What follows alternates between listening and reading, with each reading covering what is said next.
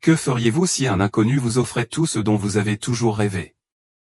Ma réponse à cette question a déclenché une série d'événements que je n'aurais jamais pu prédire. Bienvenue à Heaven's Gate, un royaume où nous voyageons au-delà des limites ordinaires de la vie elle-même, démêlant des histoires de rédemption, d'espoir et d'énigmes.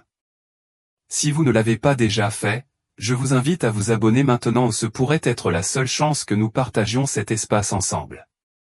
Mais si vous décidez de me rejoindre, je vous promets que chaque histoire que je dévoile vous inspirera, vous offrant des idées profondes et un chemin vers un sens plus profond dans votre vie. Alors, trouvez un endroit confortable et assurez-vous d'être prêt à écouter jusqu'à la fin. Je m'appelle Jason, et mon voyage a commencé par une vision. Comme d'innombrables autres, j'étais animé par une passion dévorante pour la musique. Dans les coins tranquilles de ma petite ville natale, où la célébrité était une notion lointaine, j'étais simplement connu comme un musicien. Mais au fond de moi, je savais que tout était sur le point de changer. À 25 ans, j'ai franchi le pas et je me suis installé aux États-Unis, poursuivant le rêve insaisissable de devenir une rockstar. Là, au cœur de New York, j'ai formé un groupe avec un groupe d'amis qui partageaient mon ambition fervente. La ville est devenue notre scène, nous avons joué sur les places publiques, joué dans les rues et joué dans n'importe quel coin ou ruelle où quelqu'un pouvait s'arrêter pour écouter. Malgré les heures interminables que nous consacrions à notre musique, le véritable succès nous échappait toujours. Certes, notre public a grandi progressivement, mais pas assez vite pour satisfaire notre soif de reconnaissance. Les promesses de contrats d'enregistrement allaient et venaient comme des murmures dans le vent, nous laissant aigris et agités. La frustration a commencé à éclipser l'espoir, nous pesant lourdement. C'est au plus profond de cet état de découragement que je l'ai rencontré un étranger dont la présence allait tout changer. Je me souviens encore de ce moment avec vivacité, la pluie tombait à torrents alors que je rentrais péniblement chez moi après un autre spectacle décourageant. Soudain, il est apparu sur le trottoir, m'arrêtant net avec une introduction à la fois menaçante et séduisante. Il prétendait détenir la clé de tout ce que j'avais toujours voulu. Il n'a jamais révélé son nom, mais il y avait une intensité indéniable dans son regard qui m'a dit qu'il n'était pas un homme ordinaire. « Je peux te donner tout ce que tu as toujours voulu, Jason », a-t-il dit d'une voix douce comme de la soie. La gloire, la fortune, le succès même si cela a un prix.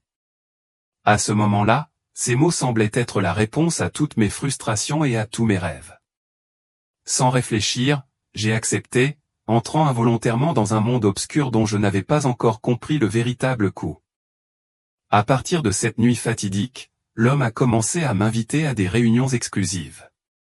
Au début, je n'avais aucune idée précise de ce que ces réunions impliquaient, mais il m'a assuré qu'elles étaient essentielles pour atteindre le succès que je désirais. Ces réunions se déroulaient dans des endroits isolés, des appartements en attique, des sous-sols faiblement éclairés et des pièces cachées au plus profond du labyrinthe de la ville.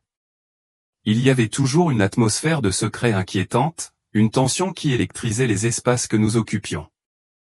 Les participants étaient un groupe varié de musiciens, artistes, entrepreneurs tous liés par une volonté inébranlable d'atteindre la grandeur. La première fois que je me suis joint, j'ai été accueilli comme si j'avais toujours fait partie de ce groupe, entouré de sourires entendus et de gestes amicaux. Mais sous cette camaraderie, quelque chose clochait, comme si une force obscure persistait invisible. Il y avait un courant sous-jacent étrange que je ne parvenais pas à identifier. Au fur et à mesure que je continuais à y assister, les réunions ont évolué vers quelque chose de beaucoup plus intense. Ce qui avait commencé comme des conversations feutrées et des chants symboliques s'est rapidement transformé en rituels élaborés, avec des invocations à des entités mystérieuses et des offrandes au poids cryptique. Ils m'ont expliqué que ces rituels permettraient de gagner la faveur de pouvoirs supérieurs, d'un autre monde ou des pouvoirs qui pourraient faire de nos ambitions une réalité. J'étais jeune, motivé et aveuglé par mon désir de réussite. Je me suis convaincu que ces pratiques étranges étaient la voie vers la gloire. Pendant une année entière, j'ai participé à ces activités sans trop me poser de questions sur ce que tout cela signifiait ou sur ce que cela pouvait me mener. L'homme qui m'avait trouvé dans cette rue pluvieuse me rassurait toujours, insistant sur le fait que tout était sous contrôle et que j'étais sur le point de vivre quelque chose d'extraordinaire. Et en effet, j'ai commencé à voir des changements. Notre groupe a gagné en notoriété et nous avons commencé à attirer un public plus large, mais ce n'était jamais aussi spectaculaire que je l'avais imaginé. Pourtant, j'ai continué à aller de l'avant, m'accrochant à la croyance que le véritable succès était juste au coin de la rue, convaincu que ce n'était qu'une question de temps avant que tout ce dont je rêvais ne se mette en place. Au fil des semaines et des mois, un vide creux a commencé à ronger mon esprit. Les réunions autrefois passionnantes s'étaient transformées en spectacles sombres et inquiétants, et la prise de conscience m'a frappé, j'étais allé trop loin, plus profondément dans l'abîme que je ne l'avais jamais prévu. Les nuits qui portaient autrefois la promesse de rêve étaient maintenant remplies de cauchemars étouffants. J'étais hanté par des visions d'ombre qui me poursuivaient, des voix désincarnées qui murmuraient des promesses inquiétantes de souffrance éternelle. J'essayais désespérément de faire taire ces murmures tourmentants avec de l'alcool et des drogues, mais peu importe la quantité que j'en consommais, l'obscurité en moi ne faisait que s'accentuer. Un soir, après une énième représentation qui s'était soldée par une indifférence écrasante, je me retrouvais de retour dans mon appartement faiblement éclairé. Le silence était écrasant, me serrant comme un étau. Je m'assis sur le sol froid et craquelé, fixant d'un regard vide la seringue dans ma main tremblante. Le poids de tout ce que j'avais fait et de tout ce que j'avais perdu m'étouffait. Mon âme se sentait brisée au-delà de toute réparation, réduite à un réceptacle pour rien d'autre que le regret et le désespoir. Avec la détermination farouche de quelqu'un qui ne voit pas d'autre issue, je préparais une dose 5 fois supérieure à la quantité habituelle, croyant que ce serait mon acte final. En quelques instants, j'ai senti le monde m'échapper. Mes sens s'affaiblirent, ma vision se brouilla et un vide froid et engourdissant m'engloutit. Mais lorsque j'ouvris les yeux, je n'étais plus confiné dans mon petit appartement. Je me trouvais dans un endroit qui n'était ni vivant ni mort, un royaume suspendu entre l'existence et le néant. Le sol sous mes pieds était brûlant et l'air était comme une couverture étouffante, épaisse et irrespirable. Autour de moi, des ombres amorphes se tordaient d'angoisse, leur forme spectrale vacillant de tourment. « Bonjour, Jason », dit une voix qui résonna dans ma poitrine comme le son d'une grande cloche. Je me retournai, les yeux écarquillés par la vue qui s'offrait à moi, une silhouette imposante, vêtue de noir, ses yeux deux abîmes insondables qui semblaient attirer la lumière. Il était le gardien de la célébrité, un démon dont la présence exsudait à la fois l'autorité suprême et la malveillance. Il avançait lentement, chaque pas lourd de détermination. « Je suis ici pour te montrer le vrai prix de tes choix », entonna-t-il. Mon sang se glaça, un frisson parcourut mon corps. « De quoi parles-tu » réussis-je à demander, ma voix à peine plus qu'un murmure. Les lèvres du démon se retroussèrent en un sourire cruel. « Te souviens-tu de l'homme qui t'a trouvé cette nuit d'orage ? Il t'a trompé, Jason. Ces rassemblements, ces rituels où ils n'étaient pas destinés à t'aider à atteindre le succès. Ils étaient conçus pour te lier, pour te préparer à ce moment précis. » La confusion et la terreur grondaient en moi. « Que veux-tu dire » bégayai-je. Le démon se pencha plus près, sa voix un grondement menaçant. « Lorsque tu as participé à ces rites, tu as offert bien plus que ton ambition. Tu as offert ton âme, scellant involontairement un pacte avec des forces obscures. Cet homme t'a attiré et t'a fait croire que tu avais le contrôle, mais en vérité, tu n'étais qu'un pion dans un jeu bien au-delà de ta compréhension. Maintenant, ton heure est venue, et tu dois faire face aux conséquences du chemin que tu as choisi. » Le poids de ces mots m'écrasa. La réalité de mes choix se déroulait devant moi, cruelle et impitoyable. Je réalisais trop tard que la poursuite du succès ne m'avait pas conduit à la gloire mais à la damnation. Les paroles du démon me frappèrent avec la force d'un coup brutal, déclenchant une vague de panique à l'état brut qui me parcourut. Le désespoir me serrait la poitrine et je pouvais à peine respirer tandis que je balbutiais, « Ce n'est pas possible. Il doit y avoir un moyen de changer cela, de revenir en arrière. » Le rire du gardien perça le silence, tranchant et froid, dénué de toute compassion. « Il n'y a pas de retour en arrière, Jason, » dit-il, ses yeux brillant d'une lumière cruelle. « Tu as fait ton choix, et maintenant tu dois en assumer les conséquences. L'éternité est ta sentence, piégée dans ce royaume, tout comme ceux qui t'ont précédé. » D'un mouvement de la main, La scène entière changea, l'air crépita tandis que le sol sous nos pieds fondait. Je me retrouvais dans une immense salle de concert, mais ce n'était pas un lieu ordinaire. Les murs étaient forgés à partir de métal fondu, leur surface bouillonnait et brillait d'une teinte rouge inquiétante. Les lumières baignaient tout d'un éclat infernal, projetant des ombres grotesques et changeantes. Sur scène, des personnages familiers se produisaient, leur corps se déplaçait avec une précision inquiétante. Mais il n'y avait pas de public, seulement des ombres sombres et informes, qui regardaient dans un silence absolu. Le gardien fit un geste vers la scène, un sourire malicieux s'étirant sur son visage. « Regardez bien. »« Les reconnaissez-vous » demanda-t-il, savourant mon horreur. Mes yeux s'écarquillèrent tandis que je contemplais les artistes un par un, chacun piégé dans son propre cycle de tourments. La première figure était indubitable, Amy Winehouse.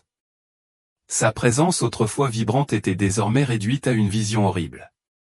Sa peau était couverte d'épines acérées qui lui transperçaient la chair à chaque mouvement.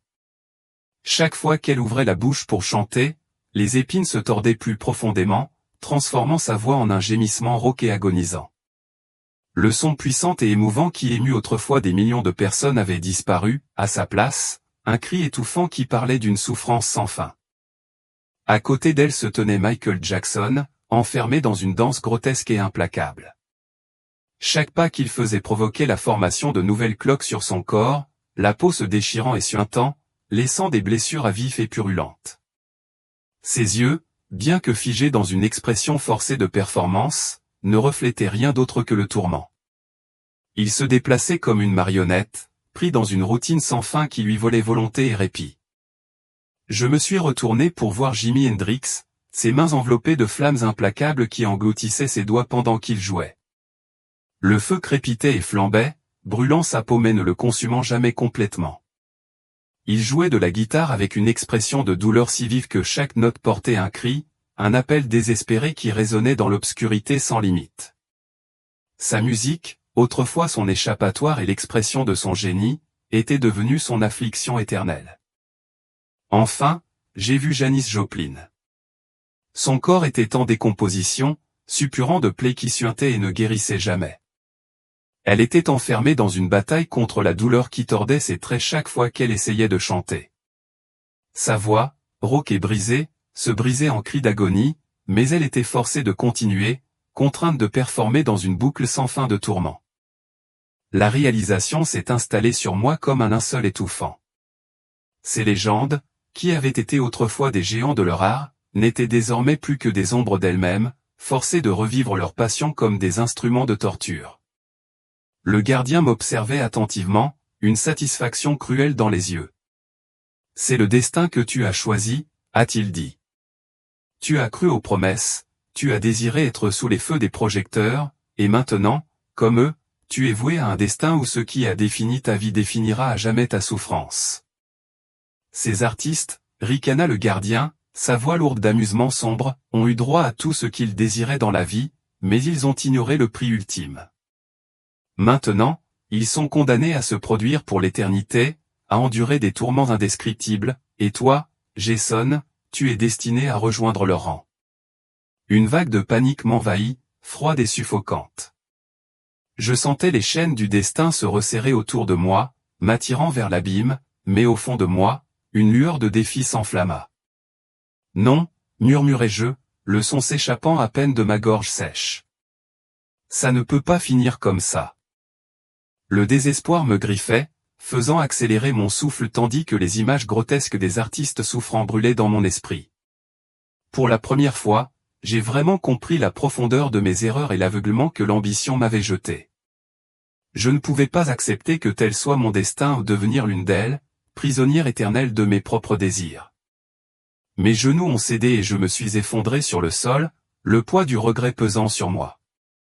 Les larmes ont coulé sur mon visage et ma voix a tremblé tandis que je murmurais, « Pardonne-moi », une supplication irritée par l'angoisse. « S'il te plaît, Dieu, pardonne-moi. Je n'ai pas compris. J'ai été trompé, mais maintenant je vois. Je vois tout. Donne-moi juste une dernière chance. » Alors que je pleurais, le cœur brisé et plein de remords, une soudaine explosion de lumière rayonnante a éclaté autour de moi, perçant l'épais voile de ténèbres qui nous entourait. C'était brillant et pur, chassant les ombres qui planaient de manière si menaçante. J'ai senti une force puissante m'envelopper, me soulevant comme si des mains invisibles me berçaient et m'emportaient loin de cet endroit misérable. La lumière m'a englouti, chaude et dévorante, me propulsant vers le haut, loin du royaume du désespoir et du tourment. Quand j'ai finalement ouvert les yeux, j'étais dans un endroit complètement différent. La chaleur suffocante et les cris glaçants de souffrance avaient disparu.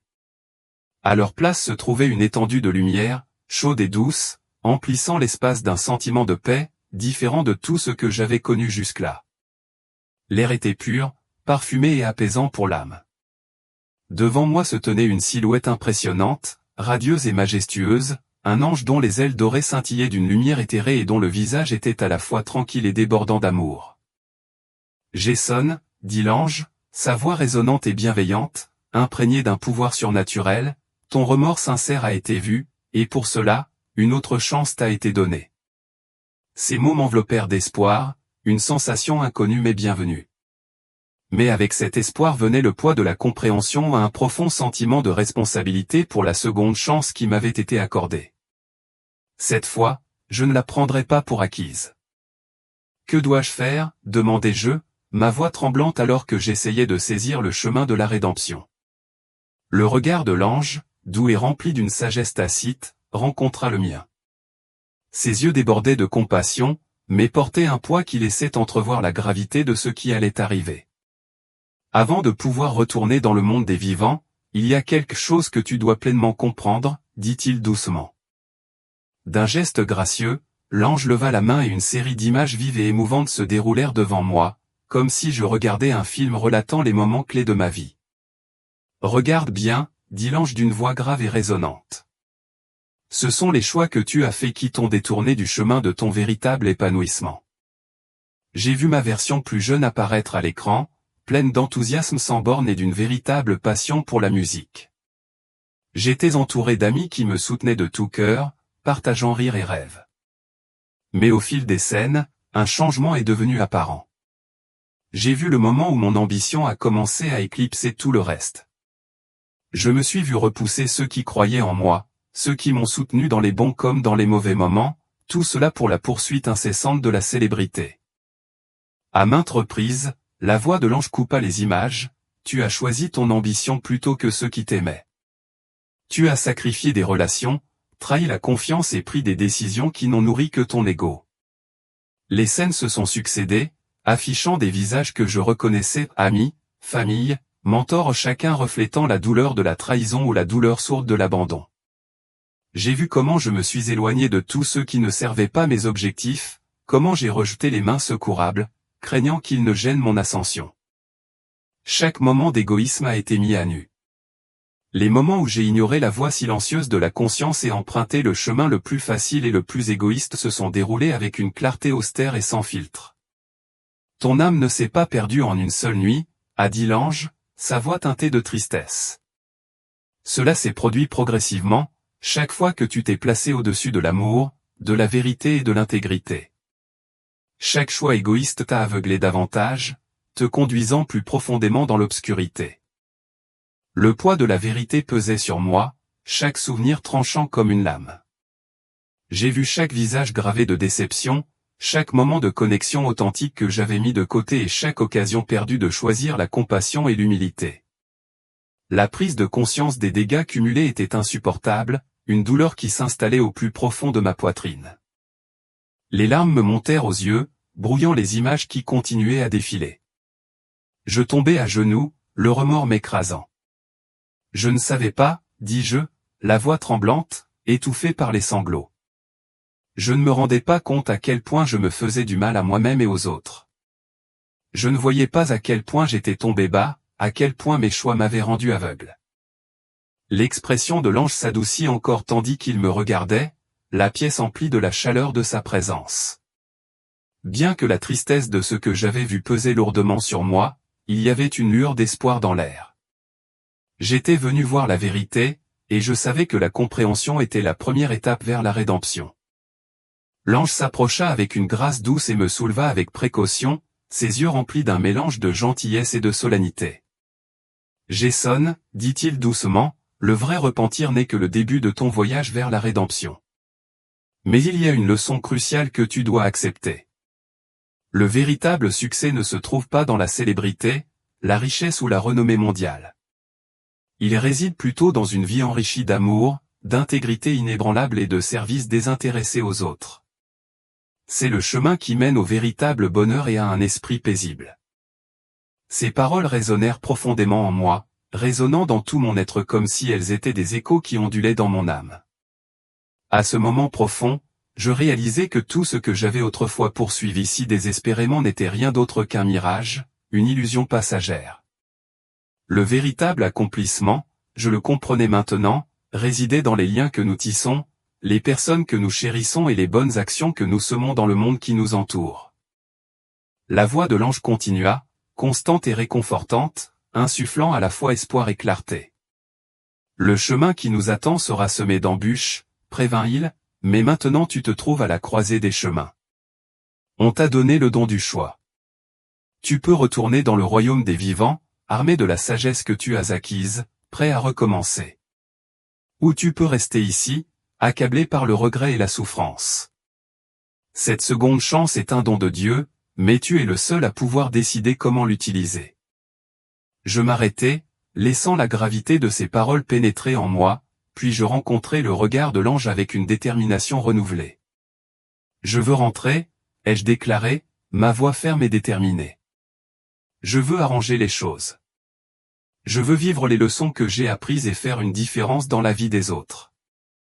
Un doux sourire s'est répandu sur le visage de l'ange, et la lumière qui nous entourait s'est illuminée, chaleureuse et rayonnante.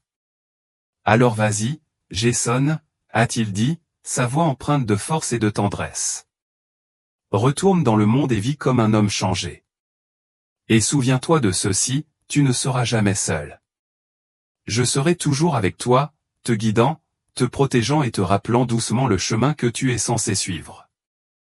Alors que les derniers mots de l'ange résonnaient dans mon esprit, la lumière qui m'entourait a commencé à se dissoudre, se transformant doucement en une douce lueur dorée. Je me suis senti attiré vers le bas, vers la terre, mais avec un profond sentiment de but et d'espoir qui fleurissait dans ma poitrine. Lorsque j'ai ouvert les yeux, je me suis retrouvé de retour dans mon appartement, les ombres familières projetées à travers la pièce. Je me suis allongé sur le sol, la seringue jetée en guise de témoin silencieux à mes côtés, mais à l'intérieur, j'ai ressenti une force que je n'avais jamais ressentie auparavant, une détermination féroce qui palpitait dans chaque fibre de mon être. Je me suis lentement levé, chaque mouvement rempli d'une nouvelle détermination. Je savais qu'à partir de ce moment, ma vie ne serait plus jamais la même. Le chemin vers la rédemption s'étendait devant moi, long et semé d'embûches, mais j'étais prêt à l'affronter. J'ai pris la décision d'abandonner la drogue, de me débarrasser des chaînes de mon ancienne vie. Je me suis tourné vers la foi, en quête de réconfort et de conseils, et j'ai trouvé un sanctuaire dans une église locale. C'est là que j'ai découvert le soutien, la compassion et la compréhension dont j'avais désespérément besoin. Mais plus important encore, j'ai découvert le courage d'affronter mon passé, de reconnaître mes erreurs et de commencer le processus de réparation. Mes journées sont devenues rythmées par une mission visant à aider les autres à éviter les mêmes pièges qui m'avaient piégé. J'ai tendu la main aux jeunes, partageant mon histoire avec un cœur ouvert, espérant mettre en lumière les dangers de la poursuite de la célébrité et du succès à tout prix. Au cours de ces conversations, je leur ai montré que la vraie joie ne réside pas dans les applaudissements ou le gain matériel, mais dans la paix tranquille et inébranlable qui découle d'une vie d'intégrité, de connexion et de détermination. J'avais enfin appris que le vrai bonheur ne se trouve pas dans la gloire ou la richesse, mais dans la sérénité intérieure qui surgit lorsque nous nous alignons sur un objectif supérieur et entretenons des liens avec ceux qui nous entourent. Mon parcours ne se limitait plus à mon propre salut, mais à guider les autres vers un chemin où eux aussi pourraient trouver de l'espoir et un sens. Mon histoire ne se termine pas par un cri de triomphe ou une déclaration de victoire retentissante, mais plutôt par une prise de conscience silencieuse et profonde que j'ai été sauvé des profondeurs du désespoir. Bien que la route à parcourir soit encore longue et qu'il me reste encore tant à apprendre et tant de moyens de m'épanouir, je porte désormais en moi un profond sentiment de certitude. Avec la direction de Dieu, je sais que la rédemption est à portée de main et que je peux enfin mener une vie pleine de sens et de but. En parcourant ce nouveau chemin, je suis pleinement consciente que l'ombre de mon passé ne disparaîtra jamais complètement. Elle persistera toujours, un rappel de là où j'ai été et de ce que j'ai surmonté.